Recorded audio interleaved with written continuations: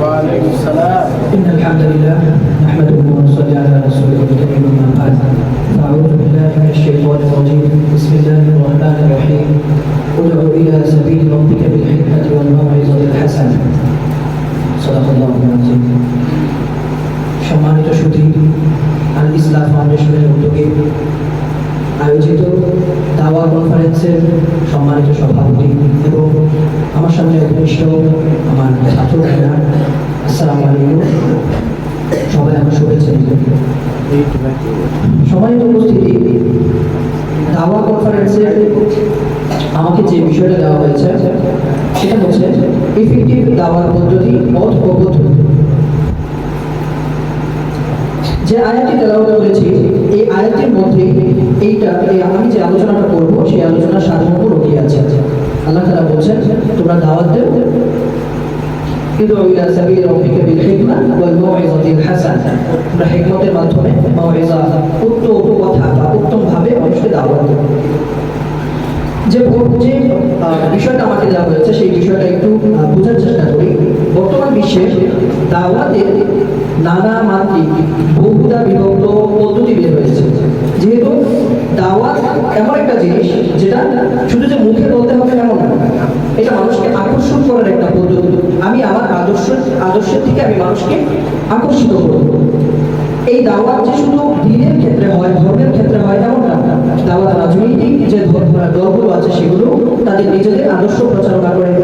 যারা কোনো নৃগোষ্ঠীও দেখবেন যারা তাদের নিজেদের সংস্কৃতি প্রচারণা করার চেষ্টা করছে। দাওয়াতের এত বহুধা বিভক্ত পথ থাকার কারণে, দাওয়াতের এত নানামাত্রিক থাকার কারণে এগুলোর পথ ও পদ্ধতিও বহুধা বিভক্ত হয়েছে। কেউ দেখবেন নিজেদের আদর্শ প্রচারণার জন্য আর্থিকভাবে সহায়তা করছে। এর উৎকৃষ্ট উদাহরণ হচ্ছে আমাদের দেশের এনজিওগুলো। তারা নিজেদের ধর্মের দিকে মানুষকে আকৃষ্ট করার জন্য আর্থিকভাবে সহায়তা করে, এমনকি তারা মানসিকভাবে এবং চিকিৎসার ক্ষেত্রেও তারা সহায়তা করে। কেউ নিজের আদর্শ বা নিজের মতাদর্শ প্রচারণার জন্য অনলাইন কেন্দ্রিক প্রচারণার সাহায্য নেয়। এই এত পদ্ধতির মাঝেও যে উৎকৃষ্টতম পদ্ধতিটা সেটা হচ্ছে আমাদের ইসলামের দাওয়ার পদ্ধতি। আর সেটাই রাসূল সাল্লাল্লাহু আলাইহি ওয়াসাল্লাম তার সময়ে রাসূল সাল্লাল্লাহু আলাইহি ওয়াসাল্লাম দেখিয়ে গেছেন। আমরা এখন দাওয়াত দিই যে পদ্ধতিটা, আমরা শুরুতেই মনে করি যে দাওয়াত হচ্ছে তাবলীগই শুধু দাওয়াত। তাবলীগ কিন্তু শুধু দাওয়াতের একমাত্র পদ্ধতি এমন না। তাবলীগ যদি আমরা আমাদের দেশে যে প্রচলিত তাবলীগ আছে সেটাকে মনে করি, তাহলে দাওয়াতের একমাত্র পদ্ধতি শুধু এটা। দাওয়াত, আপনি টুপি পড়ছেন, আমরা যে টুপি পড়ছি এটাও একটা দাওয়াত। আমরা 5 ওয়াক্ত আযান দিলে নামাজ পড়তে যাচ্ছি এটাও দাওয়াত। আমরা পাঞ্জাবি পড়ছি এটাও দাওয়াত।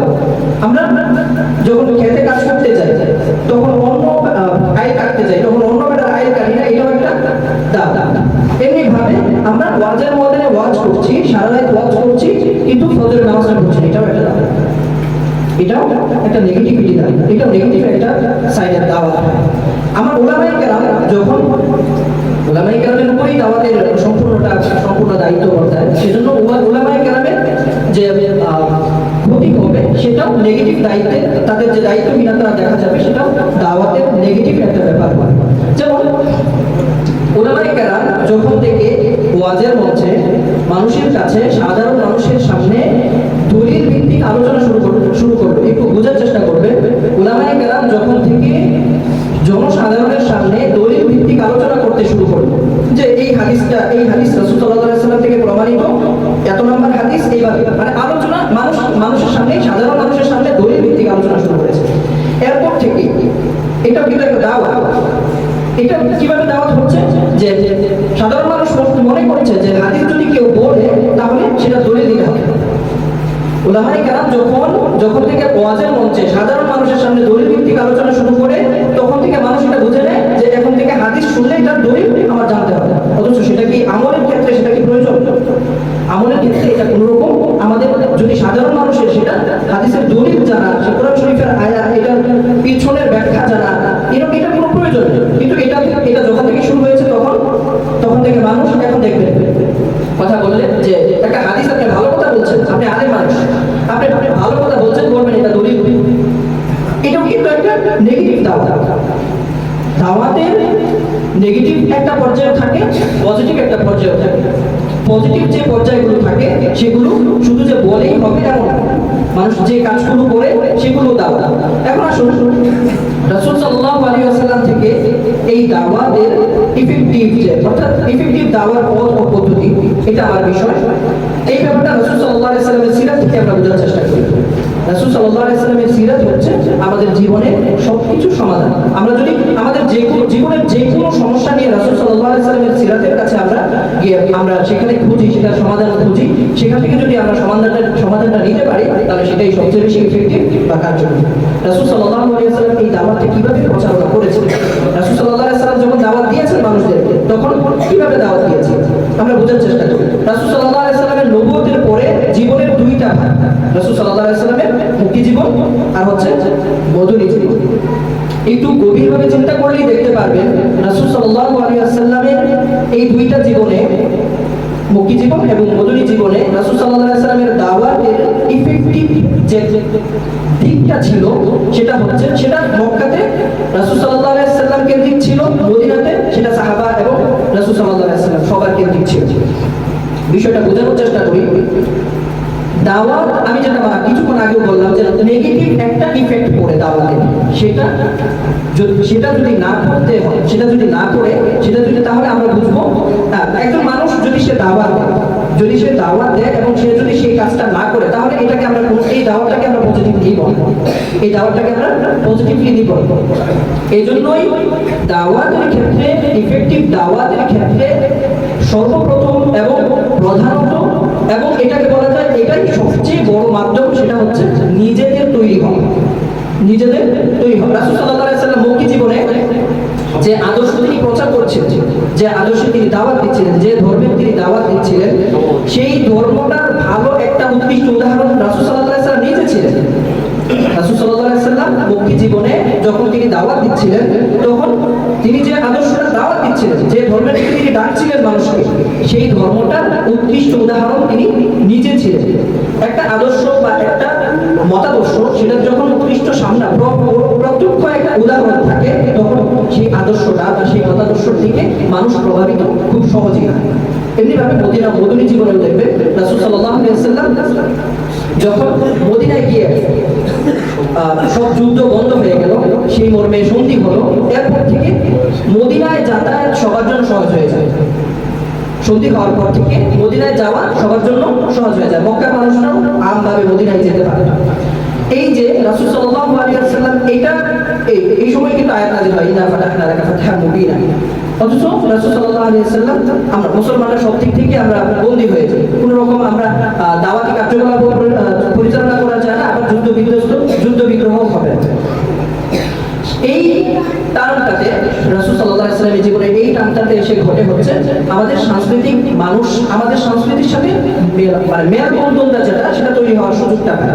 রাসূল সাল্লাল্লাহু আলাইহি ওয়াসাল্লামের মদিনায় এসে রাসূল সাল্লাল্লাহু আলাইহি ওয়াসাল্লাম এবং সাহাবীদেরকে দেখে তারা যে একজন আদর্শ মানুষ, তারা একজন এমন মানুষ থেকে তারা সোনালী মানুষ হয়ে গেছে, তারা একদম জাহিলি, আমরা যে যুগটাকে জাহিলি যুগ বলি, সেই যুগটার মানুষ, সেই যুগের মানুষরা সোনালী মানুষে পরিণত হয়েছে।